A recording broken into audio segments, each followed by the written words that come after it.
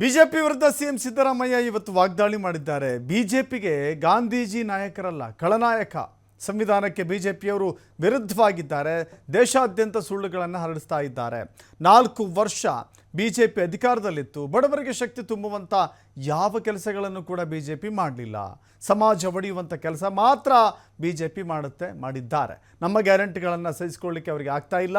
ದಲಿತ ಅಲ್ಪಸಂಖ್ಯಾತ ವಿರೋಧಿಗಳು ನಿಮ್ಮ ಮತ ಬೇಡ ಅಂತ ಅವರು ನೇರವಾಗಿ ಹೇಳ್ತಾರೆ ಅಂತ ಹೇಳಿ ಕೆಪಿಸಿಸಿ ಕಚೇರಿಯಲ್ಲಿ ಸಿಎಂ ಸಿದ್ದರಾಮಯ್ಯ ಬಿಜೆಪಿಯ ವಿರುದ್ಧ ಆಕ್ರೋಶವನ್ನು ವ್ಯಕ್ತಪಡಿಸಿದರು.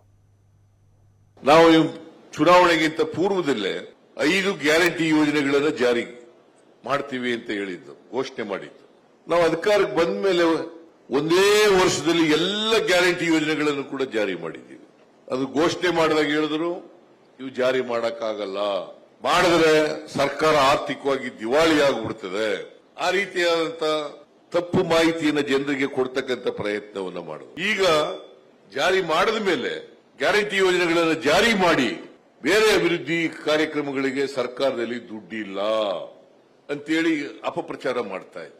ಆಮೇಲೆ ಕಳೆದ ಲೋಕಸಭಾ ಚುನಾವಣೆಯಲ್ಲಿ ಹೇಳಿದ್ರು ಪಾರ್ಲಿಮೆಂಟ್ ಚುನಾವಣೆವರೆಗೆ ಮಾತ್ರ ಈ ಕಾರ್ಯಕ್ರಮಗಳಿರ್ತವೆ, ಆಮೇಲೆ ಈ ಕಾರ್ಯಕ್ರಮಗಳನ್ನ ಬಂದ್ ಮಾಡಿಬಿಡ್ತಾರೆ. ಈ ಕಾರ್ಯಕ್ರಮಗಳನ್ನ ನಾವು ಜಾರಿ ಮಾಡ್ತಾ ಇರ್ತಕ್ಕಂಥ ಸಹಿಸ್ಕೊಳ್ಳಿಕ್ಕೆ ಆಗಲ್ಲ ಅವ್ರಿಗೆ.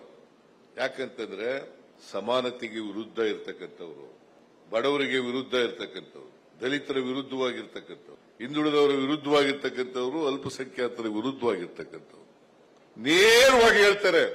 ಅಲ್ಪಸಂಖ್ಯಾತರು ಯಾರು ಕೂಡ ನಮ್ಗೆ ಓಟ್ ಬೇಡ, ಅವ್ರ ಓಟೇ ಬೇಡ, ಅವ್ರು ಯಾರು ನಮ್ಮ ಹತ್ರ ಬರಬಾರದು ಅಂತ ನೇರವಾಗಿ ಹೇಳ್ತಾರೆ. ಇದು ಗಾಂಧೀಜಿಯವರು ಅವರು ಬೆಳಗಾವಿ ಅಧಿವೇಶನದಲ್ಲಿ ಹೇಳದ್ದೇನು ಗೊತ್ತಾ?